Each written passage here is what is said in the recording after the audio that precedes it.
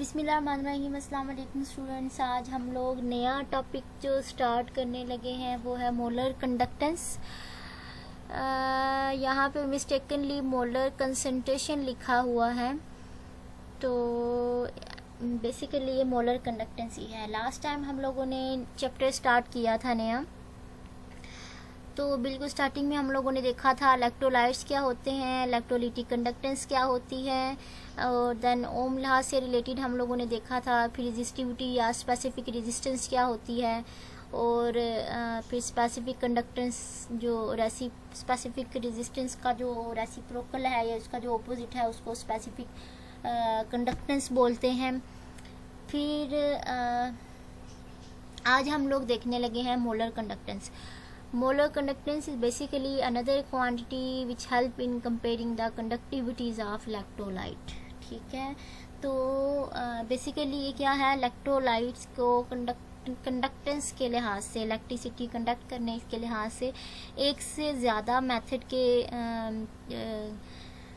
को यूज़ करते हुए स्टडी किया जाता है। ठीक है, तो उनमें से एक क्वांटिटी या एक मेथड जो है वो मोलर कंडक्टेंस भी है। ठीक है, तो इट इज़ डिफाइंड एज, अच्छा अब जो है इसके नाम से ही आइडिया हो जाता है। जैसे देखें मोलर कंडक्टेंस है तो मतलब कि वो कंडक्टेंस जो कि मोलर से मुराद है कि एक मोल इलेक्ट्रोलाइट के अंदर प्रोड्यूस होती होगी, उसको कहते होंगे। तो नाम से ही आइडिया हो जाता है बाज़ चीज़ों का। So it is defined as the conductance of all ions produced by 1 mole of an electrolyte. कि एक इलेक्ट्रोलाइट जो अगर हम लोग 1 मोल ले रहे हैं, उस 1 मोल के अंदर जो सारे के सारे आयंस हैं वो कितनी कंडक्टेंस शो करते हैं उसको कहते हैं मोलर कंडक्टेंस। ठीक है, और when dissolved in certain volume Cc। ठीक है, अच्छा इसको बेसिकली जो है वो म्यू से डोनेट किया जाता है। ठीक है, म्यू से रिप्रेजेंट किया जाता है इसको, और ये होता है multiple of specific conductance into volume. ठीक है, कि स्पेसिफिक कंडक्टेंस और वॉल्यूम का आपस में ये जो है प्रोडक्ट है मोलर कंडक्टेंस। तो यहाँ से भी देखने से ही आप लोगों को आइडिया हो रहा है कि अगर इसका जो स्पेसिफिक कंडक्टेंस है उसका डायरेक्ट रिलेशन है मोलर कंडक्टेंस के साथ। ठीक है, और वॉल्यूम का भी डायरेक्ट रिलेशन है इसके साथ। ठीक है, तो अगर हम लोग इसको अगर फर्दर खोल के लिखते हैं इसी एक्सप्रेशन को तो कुछ इस तरह से आ जाएगी। आप लोग ऑलरेडी देख चुके हैं कि kappa is equal to 1/r into L/A होता है। ठीक है, तो ये हो गया, उसको आगे फर्दर एक्सटेंडेड एक्सप्रेशन। ठीक है, और देन मल्टीप्लाई v कर दें तो ये एक्सप्रेशन बन जाएगी म्यू की, मोलर कंडक्टेंस की।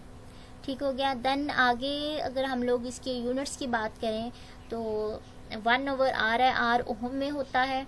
ठीक है, और लेंथ जो है वो सेंटीमीटर में है, एरिया जो है वो सेंटीमीटर स्क्वायर में है, इनटू वॉल्यूम जो है वो सेंटीमीटर क्यूब पर मोल में लिया हुआ है। ठीक है, सेंटीमीटर क्यूब पर मोल में लिया हुआ है। अब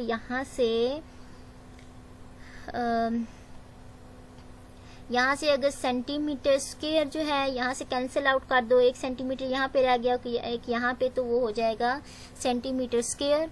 ये डिनोमिनेटर में है तो पर मोल हो जाएगा, और पर ओम हो जाएगा, और ये भी डिनोमिनेटर में है तो पर मोल।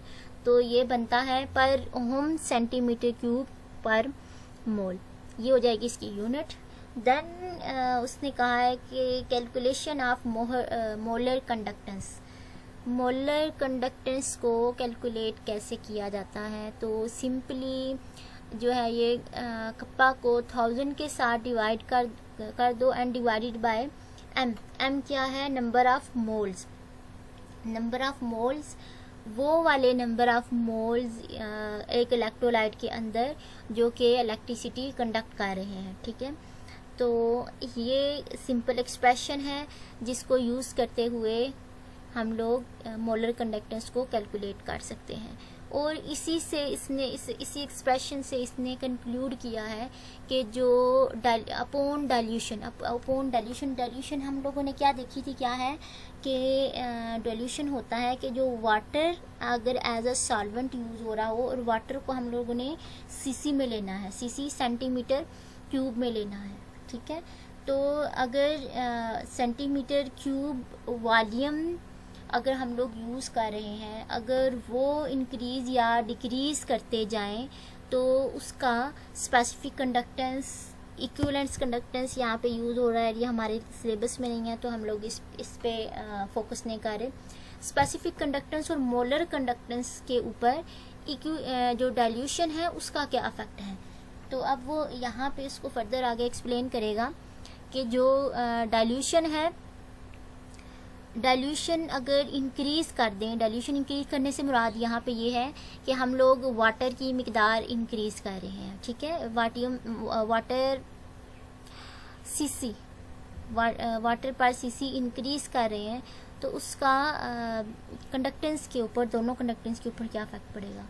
तो डाइल्यूशन करने पे जो स्पेसिफिक कंडक्टेंस है वो डिक्रीज़ होती है, लेकिन जो मोलर कंडक्टेंस है वो इंक्रीज़ होती है, ठीक है। अब इसके पीछे रीज़न क्या है, इसके पीछे रीज़न ये है कि अभी जो कंडक्टेंस है वो तो ओवरऑल जो सोल्यूशन है सीसी में लिया हुआ उसके ऊपर डिपेंड कर रही है, ठीक है। तो वाटर अगर सीसी या वाटर की कंसंट्रेशन ज़्यादा हो गई है, वो ज़्यादा डाइल्यूट हो गया है, डाइल्यूट होने से क्या होगा कि एक पर्टिकुलर एरिया के लिहाज से जो आयंस हैं या पर्टिकुलर सीसी कह लें, पर्टिकुलर एरिया या उसका जो छोटा पोर्शन है उसको हम पर्टिकुलर पर सीसी सपोज कह लेते हैं, ठीक है। तो जो पर सीसी है वो जो इलेक्ट्रोलाइट के जो आयंस हैं उनकी कंसंट्रेशन कम होती जाएगी वो एक पर्टिकुलर सीसी के अंदर, ठीक है। जितना वो डाइल्यूट होता जाएगा उतना ही एक सीसी के अंदर उसकी कंसंट्रेशन इलेक्ट्रोलाइट के आयंस की कम होती जाएगी। तो कम होने की वजह से उसके जो स्पेसिफिक कंडक्टेंस है वो भी कम होती जाएगी, ठीक है। लेकिन उस डाइल्यूशन करने से जो मोलर कंडक्टेंस है वो इंक्रीज होगी। अब मोलर कंडक्टेंस आप देखें माइंड में आता है कि जो स्पेसिफिक कंडक्टेंस और जो मोलर कंडक्टेंस है इन दोनों का आपस में तो डायरेक्ट रिलेशन है, ठीक है, स्पेसिफिक कंडक्टेंस के साथ भी। तो अगर स्पेसिफिक कंडक्टेंस डाइल्यूशन पे डिक्रीज हो रही है तो मोलर कंडक्टेंस को भी डिक्रीज होना चाहिए, नहीं, लेकिन ऐसा नहीं है। होना तो ये चाहिए लेकिन ऐसा नहीं है, क्योंकि अगर वो कम हो रही है तो ठीक है, लेकिन यहाँ पे क्या है कि वो सिर्फ के ऊपर ही तो डिपेंड नहीं कर रही ना, वो तो वॉल्यूम के ऊपर भी डिपेंड कर रहा है। ये अगर डिक्रीज हो रहा है लेकिन ये भी तो देखें ना, वॉल्यूम क्या है, डाइल्यूशन है ना, सोल्यूशन की सीसी के लिहाज से, ठीक है, लेकिन यहाँ पे वॉल्यूम भी तो उसका इंक्रीज हो रहा है और ये इंक्रीज जो है इस डिक्रीज के मुकाबले में ज़्यादा होता है। इस वजह से ये इंक्रीज होने पे ये भी इंक्रीज हो रहा है, ठीक है। देन यहाँ पे उसने रिलेशन बताया है कि अगर वॉल्यूम हम लोग पर मोल, ठीक है, अगर इंक्रीज करते जाते हैं 1000 से 5000, 20,000 अप टू सो ऑन यहाँ तक, ठीक है, 10 लाख तक अप टू सो ऑन यहाँ तक अगर करते हैं तो अगर स्पेसिफिक कंडक्टेंस को देखो तो स्पेसिफिक कंडक्टेंस भी उसी लिहाज से कम होती जा रही है। यहाँ पे 0.0744 यहाँ से जाते जाएं तो 0.000 आ गए समथिंग। तो specific conductance on dilution decrease हो रही है, लेकिन जो मोलर कंडक्टेंस है अपॉन डाइल्यूशन इंक्रीज हो रही है। यहाँ पे भी अगर आप लोग देखो 74 के बाद 88 and then up to so on 109 तक, ठीक है। तो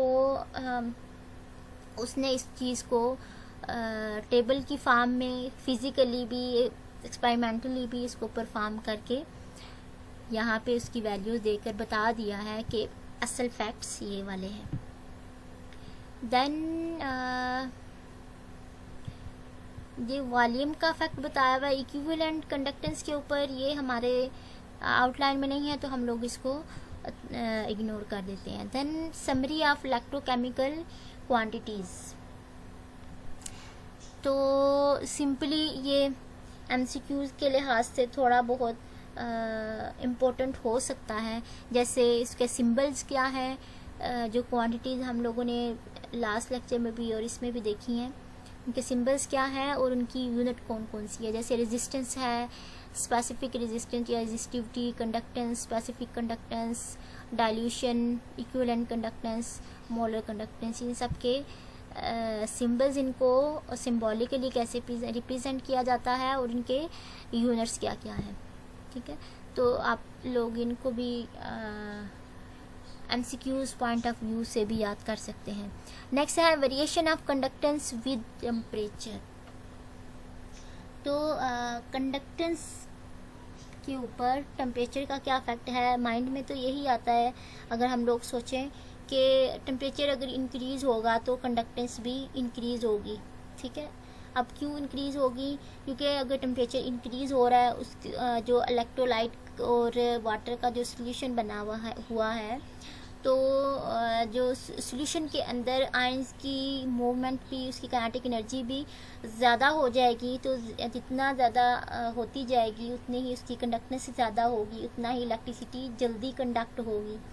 ठीक है, आयंस की मूवमेंट में हम तो कहते हैं ना कि flow of ions is current, तो उतना ही ज़्यादा करंट भी प्रोड्यूस होगा जितना वो टेम्परेचर ज़्यादा है।